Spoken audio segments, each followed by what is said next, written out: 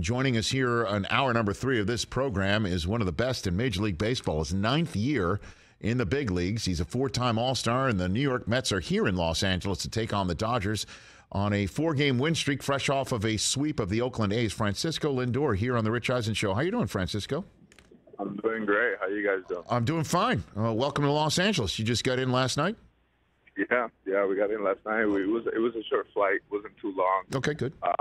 Yeah, I got in. I was able to go out, get some dinner, spend time with the family, which is always a plus. Oh, really? Did you have family here, or do your family travel with you? What do you got? Yeah, they travel. They travel out here. Okay. Yeah, they travel, so it's great. So who's time with my girls? How old are they? How old are your girls? I have a year-old, and then my wife is another girl. She's Okay. Pregnant, so with another girl. Okay. All right. So they're traveling with you here, and what's a flight like after a 4-game win streak? What goes on in the Mets plane that you can tell me about? Well, there's guys play cards. They they just go up and down, hanging out, talking to each other. Usually my flights consist of sleep, watch baseball. I was watching the Rangers and the Astros Houston play. Yeah. Uh-huh. The Rangers and the Astros play a little bit, and just fell asleep. Got up when the play landed, and that's usually my flight. The way I travel, I try to sleep, take that time to recover. So, who's your favorite player to watch? That if you were just a fan, you'd say, I'd want to watch this guy. Who's your favorite player in baseball to watch, Francisco? Jose Ramirez and Eddie Rosario. They're two of my favorite players. Why? I just find them gamers. You know, I have the opportunity to come up through the system with Jose Ramirez, right. And he was a guy that always he practiced, but most of the time it was just like, all right, I'm gonna take it. I'm gonna stay inside today. I'm gonna do my work inside, and once the lights are on, it's go time. And the same thing with Eddie Rosario. I appreciate gamers. I appreciate people that when the lights are on, they're not backing down from anything. They take on the challenge, and whether they do it good or bad, they stay the course. What about Ohtani, Francisco? I mean, that's different. You know, that's a different human being. He's one of the greats for sure. He's amazing to watch, but I haven't really had the opportunity to play against him much. I play against him, I believe one series. Okay. I play against him. Never really faced him. When came up, he got hurt, and then I got traded to the National League, so he didn't really have the opportunity to go to play against him. But he's amazing. It's fun, definitely fun to watch. Well, speaking on behalf of all Met fans, including one that's to my right over here, maybe instead of playing against him, you could play with him in New York, Francisco. That's something that's out of my control. No, I understand that. I would love to have him on my team for sure. Well, there's a guy who put you in a Super Bowl commercial who can afford him, right, Francisco? Sure, yeah. Don't you think? I'm sure a lot of owners can afford paying him. Well, I mean, do you have that relationship with Cohen, with Steve Cohen, where you can go up to him? Yeah, for sure. I mean, I can call him and can talk to him, but at the end of the day, there's a front office for a reason, you know. Yeah. I don't want to be in charge of saying sign this player, don't sign this player. I want to have an input, but I don't want to make the decisions. I'm a shortstop. Okay. Right now. You're just a shortstop. You're just a guy who just happens to be incredibly talented on a team that's won 10 of the first 16. And we'll just leave it at that. That's it. Okay. Understood. Understood. Francisco Lindor here on the Rich Eisen Show. So how has Buch Showalter changed things around there for you, Francisco? The accountability that's in the organization right now, it's huge. You know, everyone has a level of playing that we all have to reach, and we're not there. We got to be accountable and say why we're not there. You know, he doesn't expect perfection, but excellence. It's a big word that he expects. You know, he understands we're gonna have bad days, but you can't have bad days when it comes to the little things, whether it's running the bases, hustling, cheering on your teammates, being there, backing bases up, understanding the rules, stuff like that. You can't really not be on top of it. Well, I'm sure he called in, if for the lack of a better word, but you are one of them, star players on the team when he first came in. And I'm sure he gave a message to you. I'm wondering if you wouldn't mind sharing it with me, because I'm sure he knows you buying in, along with Pete and other guys on the team, would be crucial for him.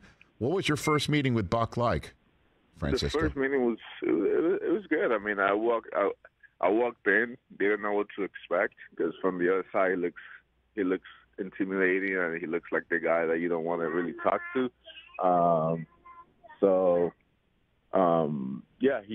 I walked into the office, and I sat down, and he goes, "What do you got?" I'm like, "What do you mean?" And he goes, "What do you got? Tell me something." I said, "Well, I appreciate you here, and I just want to play shortstop." And he said, "That's exactly what I want you to do. I don't want you to be a coach. I don't want you to be anyone else but Francisco Lindor." I said, "Done. I got you."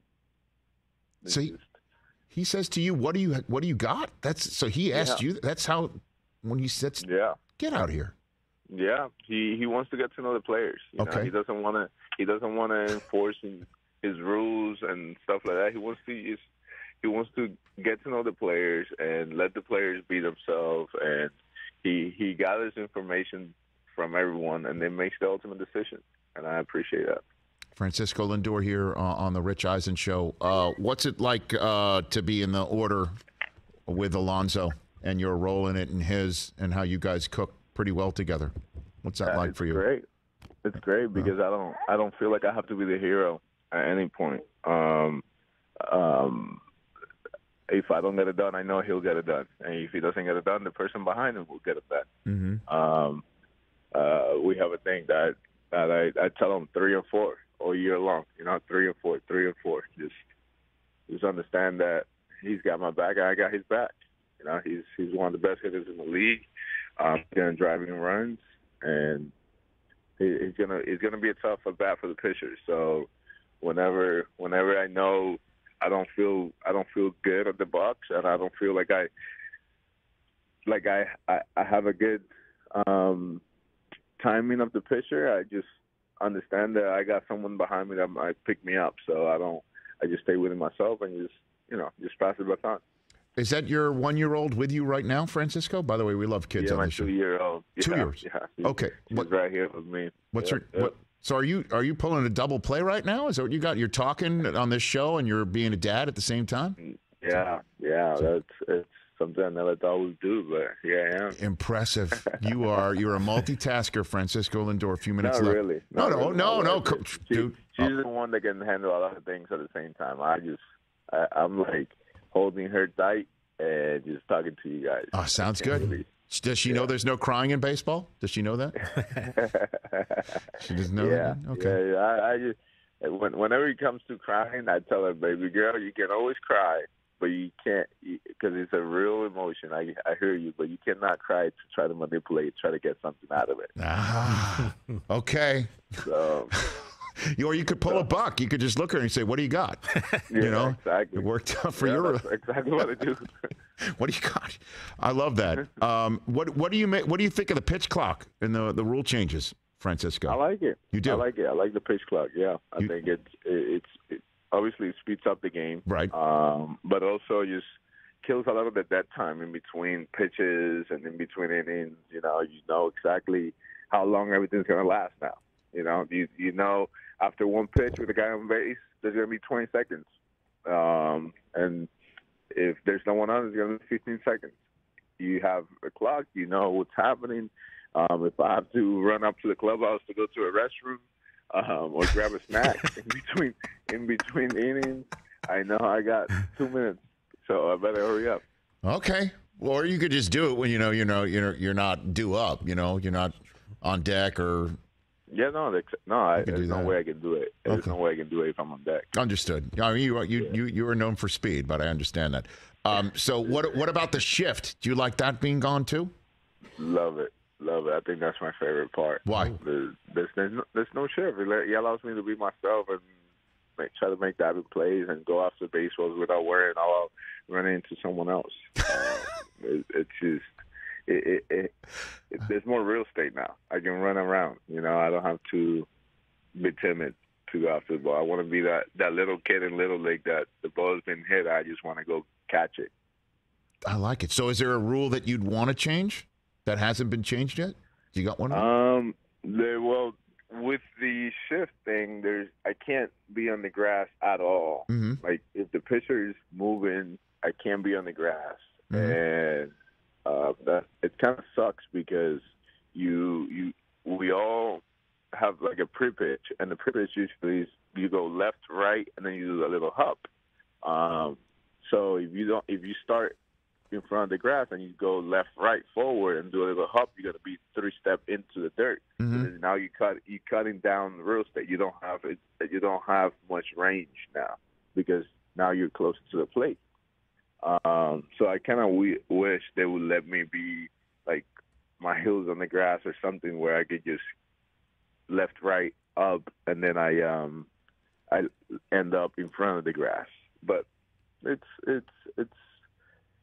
it's almost like a trial year. So we'll see what happens next year. Well, I just find it interesting you go defense. I mean, have you seen there's some hits that you've gotten from the left side, Francisco, this year that would have been, gobbled up by some crazy ass placed third baseman out there in right center field? Not in season. In spring training, I got a couple of what we call cheap hits. Okay. It's like, oh my God, I got it.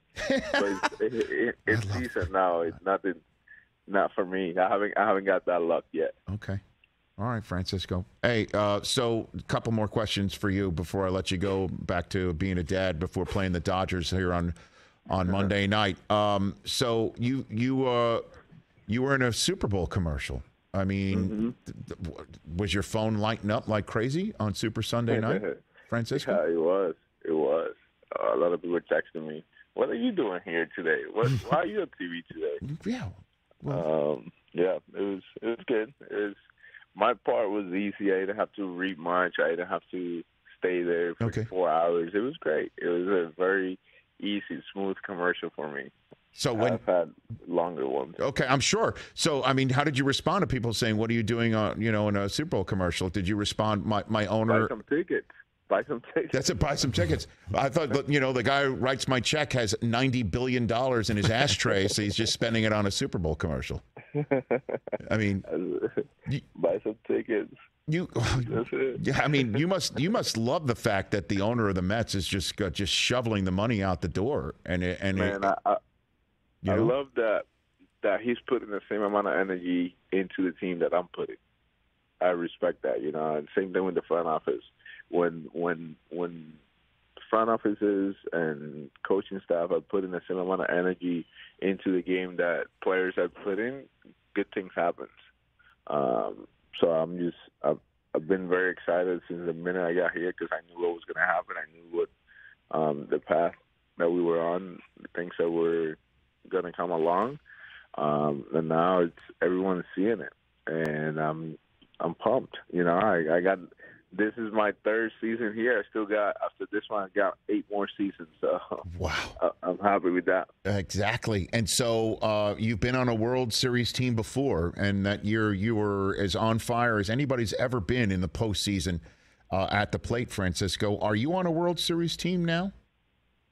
I think so, but it's early. But I think we got what it takes. I think the World Series teams don't start in April, don't start in February.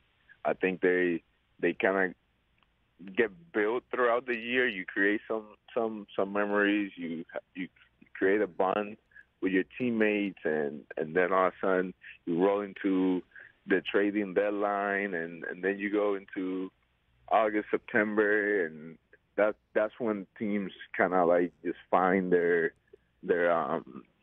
groove. The identity of a team, it's usually found. Like, you can tell what we stand for in spring training, but usually players start believing in it, like game 40, 60. That's when players start like, yeah, this is who we are. This is what we got to do. Let's get it. And getting it is Ohtani in July for $600 million. Is that the it, Francisco? Is that the it that you're referring to?